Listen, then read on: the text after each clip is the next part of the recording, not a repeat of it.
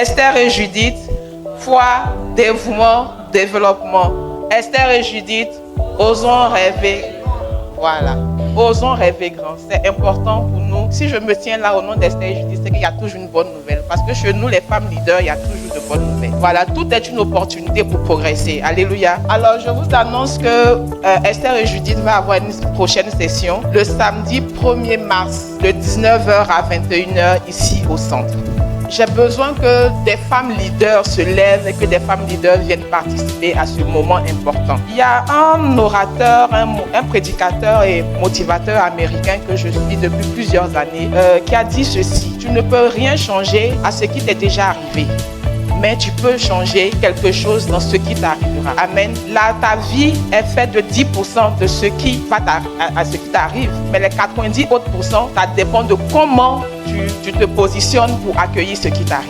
Tout est une question de positionnement. Au niveau d'Esther et Judith, nous, on tient à ce qu'on soit des femmes positionnées. Nous allons faire un atelier, et cet atelier s'appelle Vision Board. Vision Board, c'est en français simplement, c'est tableau de vision. Avec ce motivateur, prédicateur, j'ai appris une chose il y a plus de 5 ans. Tu ne peux pas avancer dans la vie si tu n'as pas de plan de bord. Quand on voit les pilotes d'avion, il y a toujours un plan de bord. Partout où on va, il y a un plan de bord. Si tu n'as pas de plan de bord de ta vie, il y a un problème. Tu vas voir que ta vie va vaciller. Tu vas voir que tu fais des efforts, mais tu n'arrives nulle part. Tu n'arrives pas à grand chose parce que tu vas partout en fait. Tu n'as rien, tu n'as pas de boussole qui te guide. Et ce qui doit te guider, c'est ton tableau de vision. Et c'est pourquoi nous, on a voulu ici, au niveau d'Esther et Judith, vous donner cette clé-là. La clé, c'est le tableau de vision. Ce monsieur-là, je l'ai appris avec lui et j'ai vu que ça marche. Et c'est ce qui marche que nous pouvons vous communiquer. Au niveau du noyau, c'est des expériences que nous avons eues, que nous venons communiquer. On vous dit ce qu'on a expérimenté. Le tableau de vision, c'est quelque chose que j'ai expérimenté. Je ne m'en suis pas rendu compte tôt, mais je me suis, après dans mon prospection plutôt, excusez-moi, je me suis rendu compte que c'est quelque chose que j'ai eu l'habitude de faire. Et quand j'ai entendu le message de ce monsieur-là, je me suis vraiment concentrée et j'ai vu que les choses bougent. Un exemple simple.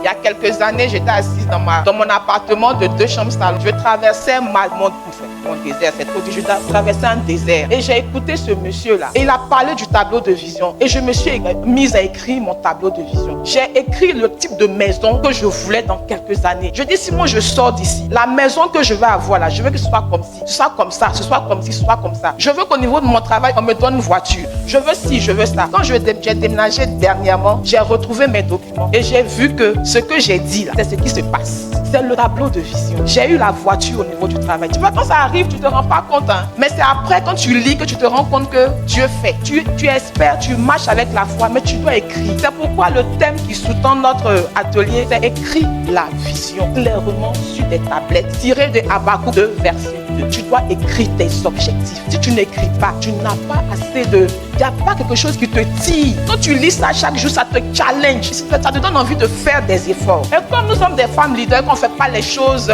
simplement, on n'est pas dans notre zone de confort, on aime expérimenter des choses nouvelles. Nous, on a décidé que notre tableau de vision, on va le faire de façon utile, c'est vrai, mais de façon très fun. Femmes leaders que nous sommes. Donc, on sort de notre zone de confort et puis on fait ça ici, au centre, où la parole est donnée, où on écrit chaque jour, on parle de vision, où Jésus descend.